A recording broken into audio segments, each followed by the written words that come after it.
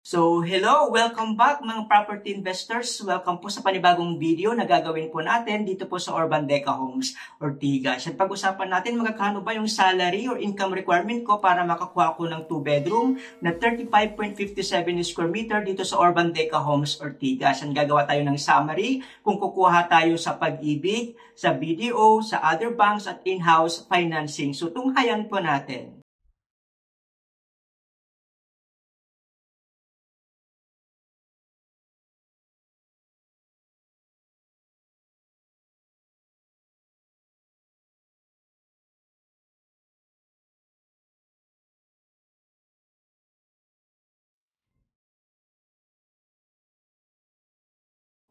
Yes, again, welcome mga property investors. Welcome po sa panibagong video na gagawin po natin dito po sa Urban Deca Homes, Ortigas. Yan. Okay po.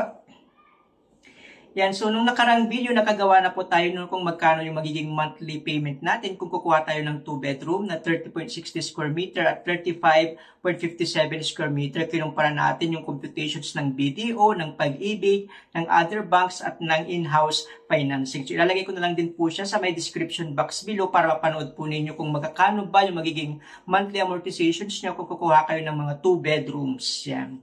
Nung nakarang video, gumawa na rin tayo no, kung magkano yung salary income natin or salary income requirement kung kukuha tayo ng 2-bedroom na 30.60 square meter. Yan. Paano kung kulang yung sahod ko? So, ilalagay ko na lang din po yan sa may description box below. Okay po? Ngayon, pag-usapan natin yung 35.57 square meter naman kung magkano yung magiging salary or income requirement natin kung kukuha tayo ng 2-bedroom na mas malaki po.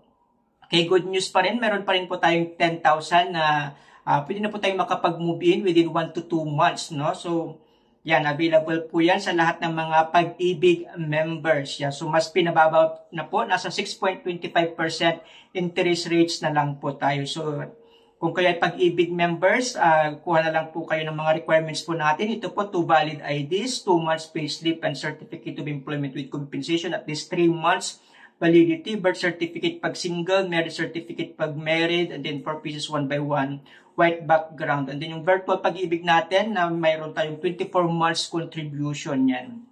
Yung letter of consent, gagaling po sa atin, sa amin, and then yung BIR form 2316 kung kaya ay 75,000 and above. And magkakaroon po tayo ng open house ngayong darating po na Sabado yan, alas 10 po ng umaga dito po sa ating clubhouse sa Urban Deca Homes, Ortigas. So makakaroon tayo ng mga bazaar, yan may mga dragon and lion dance celebration po. Dalhin nyo na rin yung mga anak po ninyo dahil mayroon tayong floral face painting experience. May mga acoustic journey, may mga picnic and movie delights. I'm inviting everyone ngayong open house. Ngayong darating po na Sabado, baka may mga prizes po tayo kung nag-reserve po kayo that particular day. Okay po? Yan. Open house ngayong Sabado po. February 17. And magkakaroon tayo ng MRT line 4 stations, no? So napakagandang mag-invest dito po sa Urban Deca Homes, Ortigas dahil once na natapos na po ito ay magiging maganda na po yan. 15.56 kilometers long po yung haba po niya, connecting parts ng Quezon City, San Juan, Mandaluyong, Pasig, Cainta at saka Taytay po. So second quarter ng 2024, umpisahan na pong gawin yung project, matatapos ng 2027 at hopefully by 2028 ay maging operational na po itong ating MRT line 4 yan. Magsisimula sa Indomingo sa LRT 2 Gilmore Station po, no? Yan po yung pan po natin. Then dadaan po siya ng Boni Serrano, Green Hills, sa EDSA, then Meralco po. And then sa May Rosario, Pasig City. Then yung St. Joseph Station, malapit na po yan yung ating property. Dadaan ng Cainta, then Tikling, and then Taytay, Rizal. So napakaganda po ng ating magiging project na Urban Deca Homes, Ortigas. So walking distance lang po tayo, no? Sa SM City East, Ortigas. Isang sakayan lang po tayo papuntang Ayala, Makati, yan. Eastwood, Cubao, Gilmore, Green Hills, Mandaluyong, Quiapo, at syempre yung mga parts ng Rizal katulad ng Taytay, Cainta, Antipolo, Morong, Bara. So yan po yung ating property along Ortigas Extension Road lang po tayo. Okay po? Yan yung property natin. Tayo po ay along Ortigas Avenue Extension Road lamang po tayo. Marami tayong mga establishment katulad ng KFC, yan, Mercury Drug Store. Meron na rin po tayong Super 8 Grocery at McDonald's. Pag diniretso nyo na po yan, papunta na po yan ng Cainta or Antipolo area po. At syempre, malapit na malapit lamang po tayo, walking distance lamang po tayo sa may SM City East Ortigas. Yung katapat po niyan, yan po yung ating St. Joseph Station ng MRT Line 4. Yung ginagawang building, yan po yung ating National University. Okay po, na matatapos ngayong 2024. So once na natapos po yan, napakaganda na pong gawing investment, paupahan po natin yung ating property. At yan na po yung ating property na Urban Deca Homes Ortigas. Okay po. Yan. So yan po, pinuntahan natin yung National University na update po, no? So katabi lang po siya ng highway, yan, Ortigas Extension, Pasig City. Yan po yung ating SM City East Ortigas at yan na po yung update sa National University. Okay po. Ito po yung ating site development plan, no? Magkakaroon tayo ng 22 buildings. So as of the moment, meron tayong under constructions na building IJK. Possible ilabas na po yung building K ngayong mid-year. So kung naghahanap po yun ng mga units, ng mga facing amenities, ganyan po. Tabayan nyo po yung building K. So huwag niyo pong kalimutang i-click ang subscribe at ang notification bell para updated po kayo. Building L, yan yung nag-isang pre-selling po natin. Then MNOPQR, yan yung mga ready for occupancy na po natin na 10,000 lang ay pwede na po tayo makapag-move in within 1 to 2 months. Yan po ating Deca Mall. Okay, ito po yung updated po ngayon, no? Dito po sa atin, yan yung IJK, yan yung mga ongoing constructions po as of the moment. Building K, yan, baka ilabas na po yan ngayong June or July. So, antabayanan po natin magbukas yung Building K. Yan yung L natin, nag-isang pre-selling. As of the moment, payable siya in 3 months. So, yan yung magagandang views. Yan yung facing north. Kung gusto nyo ng walang mga obstructions, views. Okay po. Yan din yung mga facing Ortigas. Ganyan din po. And then yung M at saka N natin, yan yung mga ready for occupancy na lahat ng mga pets ay pwede po. Okay po, yan yung mga magagandang views. Okay po. Yan yung MN natin, lahat ng level yan, pwede pong pets ay allowed po lahat. Kung kunyari gusto nyo ng higher floors, yan pwede naman po. And MNOPQR, yan po yung ating mga ready for occupancy. Sa other building, except ng M tsaka N, ay second to third floor lang yung mga pwede yung mga pets allowed po. So kung gusto nyo ng M tsaka N, yan, lahat ng floors ay pwede po lahat ng mga pets po natin. Mapapansin nyo po dito sa ating mga building, meron po tayong butas sa gitna. Yan po yung tinatawag natin na atrium or courtyard. Nasa more or less 200,000 yung difference compared po sa outer na mga units. Okay po? Yan. So as of the moment, yan po yung update. Dito tayo sa likod ngayon ng clubhouse. Yan yung building K. Yung color blue. Building L. Ito yung ating building M na lahat ng floors ay allowed po ang pets. And then yan po yung building N din po natin. Okay po? Yan, yung other buildings, yan yung building O, yung blue P, and then QR, yan po yung mga ready for occupancy, second to third floor, ay pwede po ang lahat, ang mga pets. Okay po? Kung gusto niyo ng higher floors na may pet po kayo, building M, tsaka N po. Okay po, ito po yung typical unit layout po natin, no? Pag-usapan natin yung, ayan yung atrium. Yung nakikita nyo may butas sa gitna.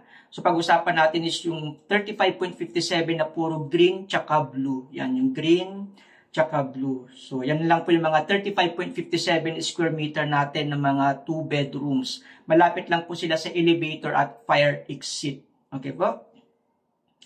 Yan. So yan po yung mga 35.57, mas maluwang lang po kaysa sa ating color yellow na 30.60 square meter. Ito yung ating typical na 2-bedroom na outer.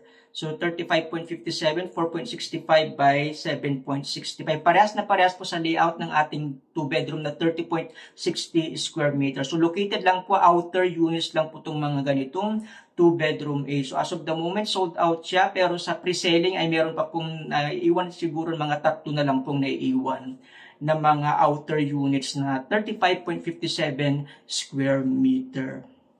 Okay po. Ito naman yung pangalawang 2-bedroom C natin, 35.57 square meter. Lahat ng ganitong layout ay located lang po sa inner units, no? Yan, so 7.65 by 4.65 kaya nag-come up sa 35.57. As of the moment, meron pang mga naiiwan na mga ready for occupancy at pre-selling na mga ganitong layout. Okay po, so ito yung typical yung layout natin, no, 2-bedroom C, na yung toilet and bath ay nasa right side po. Ito po, yan po yung ating dining, living area, ganun po. Yan yung isang bedroom, yan yung another bedroom. So yan yung typical natin na mga 2-bedroom C, na meron pa po sa mga pre-selling at ready for occupancy. Okay po. Ito yung actual natin, no? Unit 1443 sa Building P. Yan. You consider as high zone sa 14th floor. Ito naman ay nasa left side naman yung kanyang toilet and bath pagpasok po natin. Okay po. Yan yung CR po natin. Yan. So ito po ay 35.57 square meters. Ito yung bedroom niya. Yun po yung magiging view natin kasi inner unit po siya. Again, high zone ito located sa 14th floor po. And then yan po yung isang unit po natin. Mamaya gagawa tayo ng mga summary kung magkano dapat yung salary or income requirement natin para makakuha tayo ng mga ganitong units. Yan yung other bedroom. Okay, yan po yung ating views pag nasa 14th floor po tayo. Okay, as of the moment, marami po pong available na ganitong layout sa pre-selling at sa ating mga ready for occupancy na halagang 10,000 lang. Pwede na po tayo makapag-move in within 1 to 2 months. Okay po?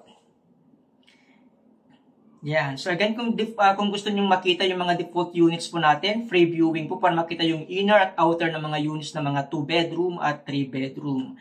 Ngayon kung may mga specific units kayong gustong makita, kunyari may mga paborito kayong mga numbers, paborito kayong floors, yan, prepare nyo lang po yung 2 months payslip po natin. Yan, Certificate of Employment with Compensation, at least 3 months validity, at 2 valid ID. So tawag lang po kayo sa 0936-899-2683. Available ako sa Viber, sa WhatsApp, through Telegram, through call, at through text. Again, 0936-899-2683. So i-message nyo na po ako dyan, dial nyo na po para po makapag-viewing na po tayo ng ating mga units dito po sa Urban Deca Homes Ortigas. So pag-usapan natin magkakano ba yung dapat na salary or income requirement ko para makakuha ko ng mga 2-bedroom na 35.57 square meters. Pag-usapan natin lahat ng mga computations. Ito yung pag-ibig po natin, no?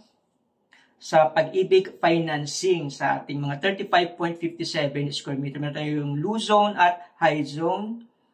Yan, low zone yung 2nd floor to 5th floor, and then yung high zone 11 to 17th floor. Mapapansin nyo dito meron tayong outer tsaka inner units. Yan, outer yan yung mga 2-bedroom A na same layout sa 30.60 at yan naman 2-bedroom C na another layout na naman din po. Okay po, sa 10,000 yung reservation fee natin, and then ito na po yung ating loanable amount, payable siya in 30 years maximum po. Yan yung magiging dapat na gross monthly income natin. Yan, 61,000, 292,000, depende kung ilang years nyo po kukunin. So yan ay available sa mga outer units na mga ready for occupancy. Kung depende kung ilang taon, kung kunya 39 years old kayo ngayon, pwede pa po kayo sa 30 years monthly amortizations po. So, ang pinakamura natin na dapat na salaries nasa 59,823.09 na located sa mga inner units. Yan po ay outer. So, inner, yan po yung pinakamura natin. So, nasa 59,823 dapat yung yung salary natin na single or combined up to 3 ay pwede po tayong maging co-borrowers. Yan, up to 3 na tao ay pwede po ditong makakuha. Kunyari, kulang yung sahod po ninyo, yan.